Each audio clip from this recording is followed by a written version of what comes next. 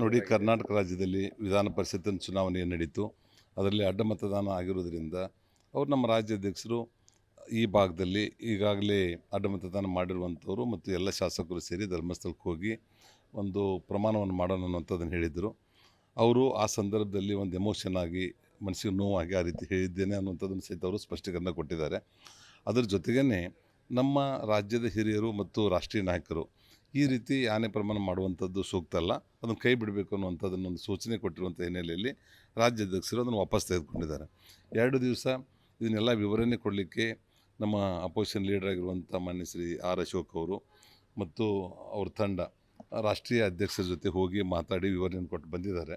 ಅದರ ಜೊತೆಗೆ ಒಂದು ತನಿಖಾ ತಂಡವನ್ನು ಸಹಿತ ನಮ್ಮ ರಾಜ್ಯದಲ್ಲಿ ಸನ್ಮಾನ್ಯ ಸಿ ಟಿ ರವಿ ಹಾಗೂ ಮಹೇಶ್ ತೆಂಗಿನಕಾಯಿ ಅವರು, ಮೈಸೂರಿನ ಮಹೇಶನವರು ಒಂದು 3 ಮಂದಿ ತಂಡವನ್ನು ಸತ್ಯ ಸಂಶೋಧನಾ ಒಂದು ವರದಿಯನ್ನು ಕೊಡಲಿಕ್ಕೆ ಅವ್ರು ಹೇಳಿದರು. ಅವ್ರು ನಿನ್ನೆ ಸಬ್ಮಿಟ್ ಮಾಡಿದ್ದಾರೆ.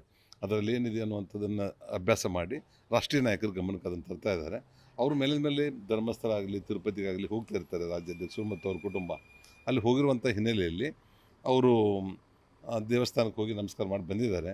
ಅದು ಮುಗಿದು ಹೋದ ಅಧ್ಯಾಯ, ಇದನ್ನೇ ಮುಂದುವರಿಸುವಂಥದ್ದು ಸೂಕ್ತ ಅಲ್ಲ ಅಂತೇಳಿ ನನ್ನ ಭಾವನೆ.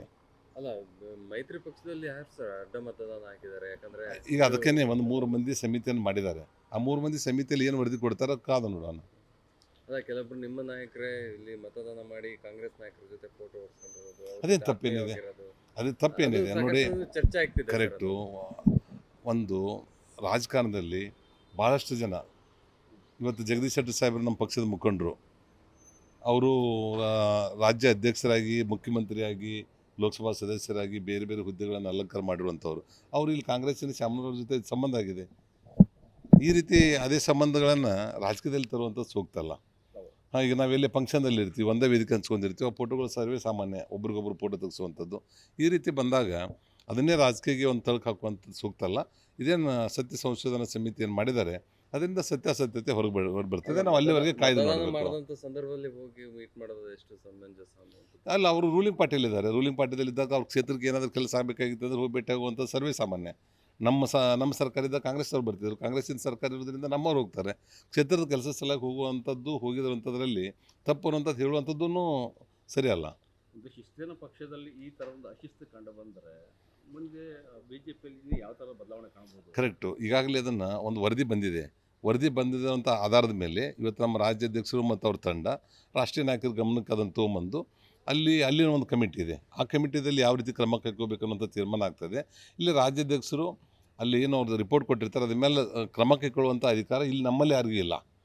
ಅದು ಹೈ ಲೆವೆಲ್ ಕಮಿಟಿ, ಅದು ಶಾಸಕರು ಇರ್ತಾ ಇರೋದ್ರಿಂದ ಅದರ ಮೇಲಿನವರೇ ಅದು ಕ್ರಮ ಕೈಗೊಳ್ತಾರೆ. ರಾಮ ಮಂದಿರ ಅಲ್ಲಿ ಏನು ಗೇಣಿಗೆ ಹಣವನ್ನು ಬಳಸ್ಕೊಂಡಿರ್ತಕ್ಕಂಥದ್ದು ಕಳ್ತನ ಈಗಾಗಲೇ ಅದನ್ನು ಆಪಾದನೆ ಬಂದಿದೆ. ಅದು ಟಿ ವಿ ಮಾಧ್ಯಮದಲ್ಲಿ ಸಹಿತ ಅದು ಬಿತ್ತರಣೆ ಆಗಿದೆ. ಅದ್ರ ಸಲುವಾಗಿ ಅದನ್ನು ಸಹಿತ ಒಂದು ಕಮಿಟಿಯನ್ನು ಮಾಡಿ ಯಾರು ತಪ್ಪು ಮಾಡಿದ್ದಾರೆ, ಏನದು ಮಾಡಿರುವಂಥ ಆಧಾರ ರಹಿತವಾಗಿರುವಂಥದ್ದು ಇದೇನೋ ಅಥವಾ ಅದರಲ್ಲಿ ಸತ್ಯಾಸತ್ಯತೆ ಇದೋ ಅನ್ನೋಂಥದ್ದನ್ನು ಕೂಲಂಕಷವಾಗಿ ವಿಚಾರ ಮಾಡಿ ಯಾರು ತಪ್ಪು ಮಾಡಿರ್ತಾರೋ ಅವ್ರ ಮೇಲೆ ಖಂಡಿತವಾಗಿಯೂ ಸಹಿತ ಆ ಸಂಬಂಧಪಟ್ಟಂಥವ್ರು ಕಠಿಣ ಕ್ರಮ ಕೈಗೊಳ್ತಾರೆ. ಈ ಕೆಲಸವನ್ನು ಬೇರೆ ಪಕ್ಷ ಏನೋ ಮಾಡಿದ್ರೆ ನಿಜ ಬೇರೆ ಥರನೇ ಆಗಿರೋದು. ಆದರೆ ಒಂದು ರಾಮನ್ನೇ ತಮ್ಮ ಏನು ಮುಂದೆ ಇಟ್ಕೊಂಡು ಏನು ಇರ್ತಕ್ಕಂಥ ಬಿ ಜೆ ಪಿಯವರಿಗೆ ಇದು ಎಷ್ಟು ಮಟ್ಟಿಗೆ ಮುಜುಗರ ತರಬಹುದು ಸರ್? ಇಲ್ಲ, ಅದನ್ನೇ ಹೇಳ್ತಿದ್ದೇನೆ. ಅದು ಯಾರೇ ಇರಲಿ, ಅದು ಬಿ ಜೆ ಪಿಯವರು ಇರಲಿ, ಬೇರೆ ಪಾರ್ಟಿಯವರು ಇರಲಿ, ಅದು ಯಾರೇ ತಪ್ಪು ಮಾಡಿದ ತಪ್ಪೇನೆ. ಆ ತಪ್ಪು ಮಾಡಿರುವಂಥದ್ದನ್ನು ಸರಿಯಾದ ರೀತಿಯಿಂದ ಆಧಾರವನ್ನು ಹುಡುಕಿ ಅವ್ರ ಮೇಲೆ ಕ್ರಮ ಕೈಗೊಳ್ಳುವಂಥದ್ದು, ಮುಂದೆ ಈ ರೀತಿ ಆಗಲಾರ್ದಂತೆ ನೋಡಿಕೊಳ್ಳುವಂಥದ್ದು ಹಿರಿಯರ ಜವಾಬ್ದಾರಿ ಇರ್ತದೆ. ಅದನ್ನು ಮಾಡ್ತಾರೆ. ಕಾಂಗ್ರೆಸ್ ಹೇಳ್ತಾರೆ ಅಂತಂದರೆ ಬಿ ಜೆ ಪಿ ಕೇವಲ ಡೋಂಗಿ ರಾಜಕಾರಣ, ಡೋಂಗಿ ಭಕ್ತರು, ಡೋಂಗಿ ಹಿಂದೂವಾದಿಗಳು ಮತ್ತು ಡೋಂಗಿ ರಾಮನ ಭಕ್ತರು ಅಂತ ಹೇಳ್ತಿದ್ದಾರೆ. ಈ ಥರ ಅವ್ರ ಬಗ್ಗೆ ರಾಕ್ಷಸರ ಬಾಯಲ್ಲಿ ಭಗವದ್ಗೀತೆ ಹೇಳಿದಂಗೆ ಆಗುತ್ತೆ.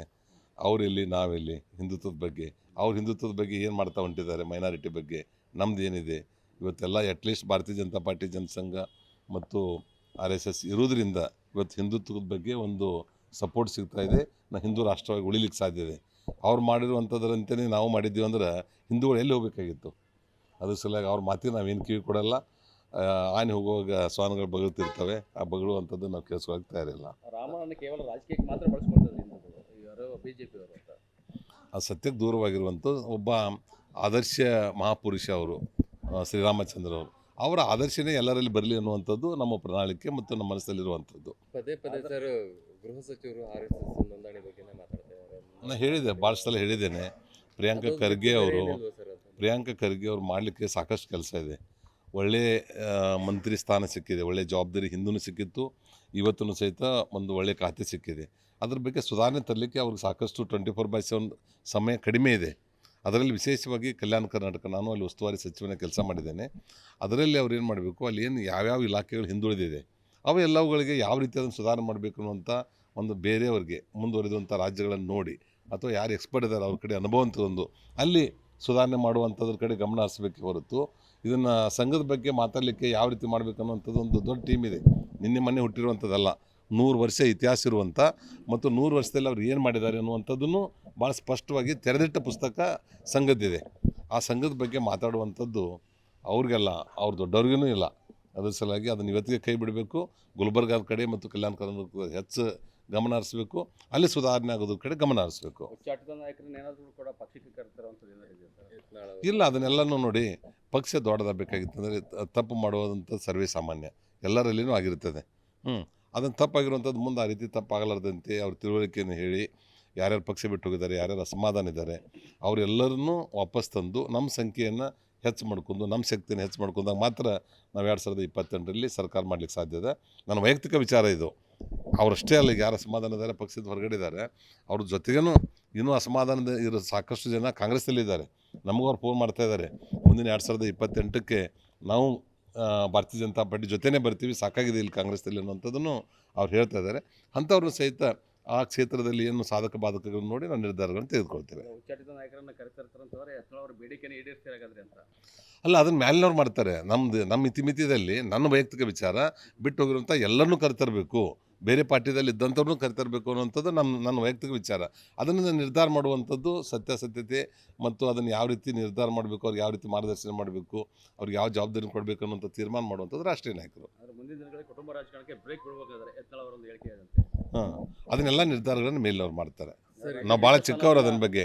ರಾಜ್ಯಾಧ್ಯಕ್ಷ ಸ್ಥಾನವನ್ನು ಹಾಗಾದರೆ ಬದಲಾಯಿಸ್ತಿರಾಗಾದ್ರೆ ಅಂತ ಅಲ್ಲಲ್ಲ, ಇನ್ನೂ ಅವ್ರದ್ದು ಟೈಮ್ ಇದೆ. ನಮ್ಮಲ್ಲಿ ರಾಜ್ಯ ಅಧ್ಯಕ್ಷರಿಂದ ರಾಷ್ಟ್ರೀಯ ನಾಯಕರವರೆಗೆ 3 ವರ್ಷದ ಕಾಲಾವಧಿ ಇರ್ತದೆ ಮತ್ತು ಸಾಕಷ್ಟು ಸಲ ಅವರು ಒಳ್ಳೆ ಕೆಲಸ ಮಾಡಿರುವಂಥ ಹಿನ್ನೆಲೆಯಲ್ಲಿ ಮುಂದುವರಿಸಿರುವಂಥದ್ದು ಸಾಕಷ್ಟು ಉದಾಹರಣೆಗಳಿದೆ.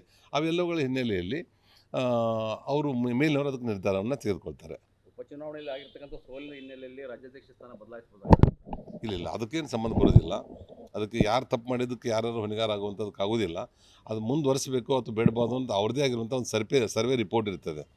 ಈಗ ಅವ್ರಿಗಿಂತನೂ ಯಾರು ಚೆನ್ನಾಗಿದ್ದಾರೆ ಅಂದರೆ ಅದನ್ನು ಬದಲಾವಣೆ ಮಾಡ್ಬೋದು. ಇರದೇ ಇದ್ದರೆ ಅವರು ಇದ್ದವ್ರನ್ನೇ ಅವ್ರು ಮಾಡಿರುವಂಥ ಸಣ್ಣ ಪುಟ್ಟ ತಪ್ಪುಗಳಿಗೆ ಮಾರ್ಗದರ್ಶನ ಮಾಡಿ ಮುಂದುವರಿಸುವಂಥದ್ದು ಆಗ್ತಿರ್ಬೋದು. ಈ ಹೊರಗಡೆ ಪೇಪರ್ದಲ್ಲಿ ಮೀಡಿಯಾದಲ್ಲಿ ಏನು ಸುದ್ದಿ ಬರ್ತಾಯಿದೆ ಅದು ಅಂತ್ಯಕ್ಕಂತ್ಯನೇ. ಯಾರ ಬಾಯಿಂದನೂ ಅಧಿಕೃತವಾಗಿ ಯಾರೂ ಹೇಳಿಲ್ಲ ಬದಲಾವಣೆ ಮಾಡ್ತೀವಿ ಅಥವಾ ಮುಂದುವರಿಸ್ತೀವಿ ಅನ್ನೋಂಥದ್ದು ಹೇಳಿಲ್ಲ. ಇನ್ನೂ ಸಮಯ ಇರ್ತಾ ಇರೋದ್ರಿಂದ ಆ ಸಮಯ ಬರೋರಿಗೆ ಕಾದು ನೋಡಬೇಕು. Thank you sir.